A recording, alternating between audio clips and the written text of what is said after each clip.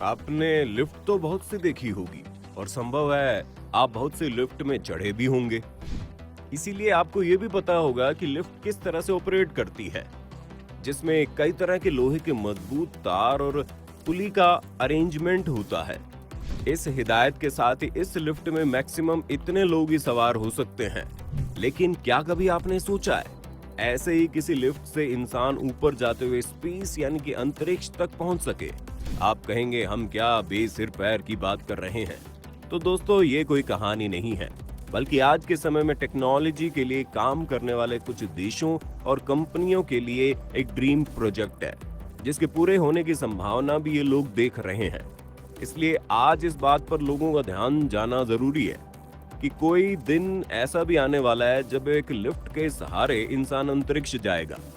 लेकिन इस लिफ्ट के साथ भी जो सबसे हैरान कर देने वाली बात है वो आपके होश उड़ा देगी और आप ये मानने को तैयार ही नहीं होंगे कि महज एक पतले से केबल के सहारे एक लिफ्ट अंतरिक्ष तक भेजी जाने वाली है। आखिर क्या है ये केबल और कैसे तैयार होने वाली ये लिफ्ट, आज के वीडियो में हम आपको यही तो बताने वाले हैं। तो आप बने रहिए हमारे साथ इस वीडियो के अंत तक।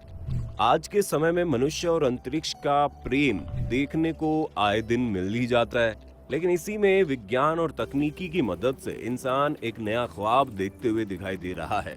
आज जापान के कंपनी ने यह दावा कर दिया है कि 2035 तक इंसान अंतरिक्ष तक लिफ्ट से जाएगा। इसके लिए इन्होंने जिस टेक्नोलॉजी का इस्तेमाल करने के बारे में सोचा है, उसमें उन्होंने इतनी लंबी केबल बनाने के बारे में सोचा है जो धरती से अंतरिक्ष तक की लंबाई की हो, जिसे प्रैक्टिकली अभी बहुत से लोग नामुमकिन मानते हैं। लेकिन अगर एलन मस्क का ही एग्जाम्पल लें तो वो कहते हैं एक बार को लॉस एंजलिस में टोक्यो तक इंसान को एक केबल की मदद से भेजा जा सकता है, लेकिन स्पेस तक के लिए इतनी लंबी केबल बना पाना बड़ा मुश्किल है। पर जापान की कंपनी ने उनकी सोच को दरकिनार करते हुए इस प्रोजेक्ट पर काम करना शुरू कर दिया है।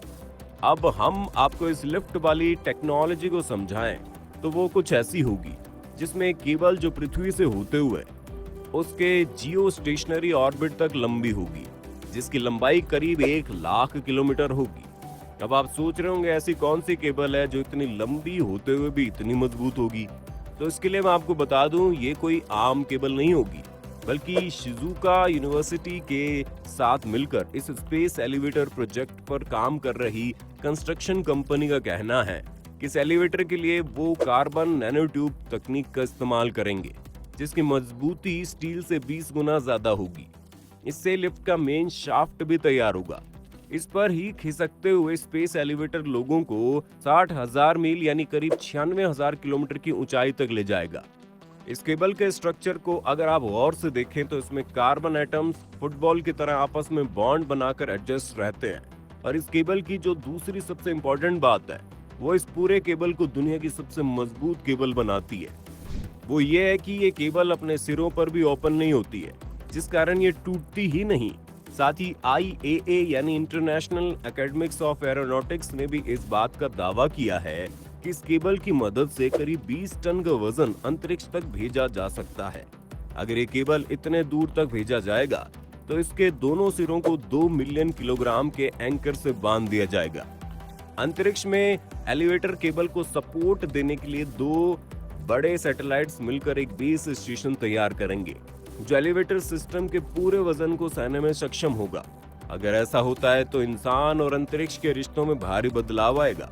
लेकिन यहीं पर एक बात आती है, इस लिफ्ट से अंतरिक्ष तक जाने में टाइम कितना लगेगा?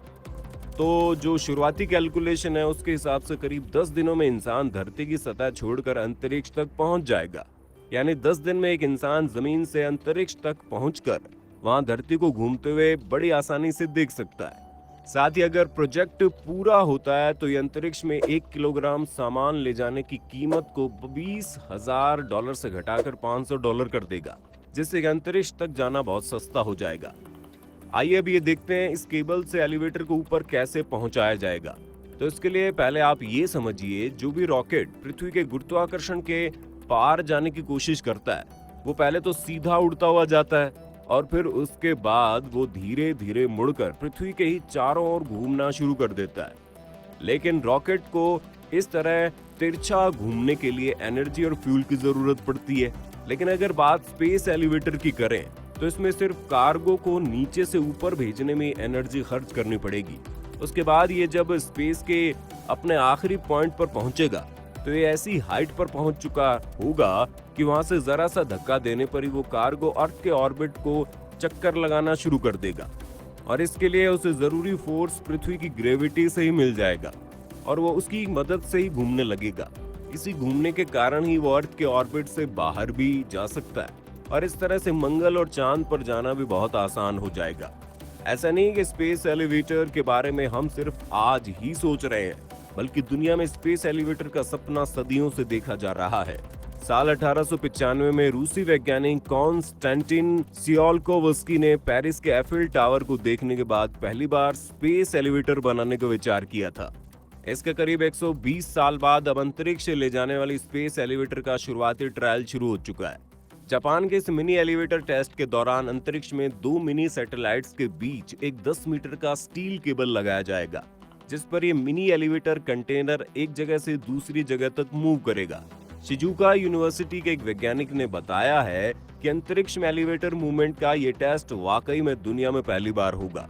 वैज्ञानिकों के मुताबिक अगर ये टेस्ट सफल हो जाता है तो जापानी वैज्ञानिकों की टीम का मुख्य फोकस स्पेस एलिवेटर को विकसित करने पर चला जाएगा। अगर इस पूरे प्रोजेक्ट की लागत को देखें तो वो लागत इतनी है कि उसे कोई यूनिवर्सिटी नहीं प्रोवाइड करवा सकती। अगर हम इसको देखते हुए एक स्पेस एलिवेटर को पूर्ण रूप से बनाने की बात करें तो सब जोड़कर कुल 6.2 अरब अमेरिकी डॉलर की लागत आएगी। खैर अभी भी जापान का यह सपना बहुत ही मुश्किलों से गुजरने वाला है, क्योंकि स्पेस एलिवेटर कोई लोकल काम नहीं है, बल्कि इसमें कई सारे देशों की मंजूरी और बाकी देशों के आसमान के हिस्सों में कोई दखल ना हो, ये भी देखना होगा। लेकिन ऐसा संभव नहीं है कि जापान इसे सिर्फ अपने बल पर बना ले। ऐसे में चीन जैसे देश आने वाले समय में इस प्रोजेक्ट के खिलाफ विरोध जरूर बताएंगे। खैर बतौर मनुष्य तरक्की ही आखिरी मुकाम होना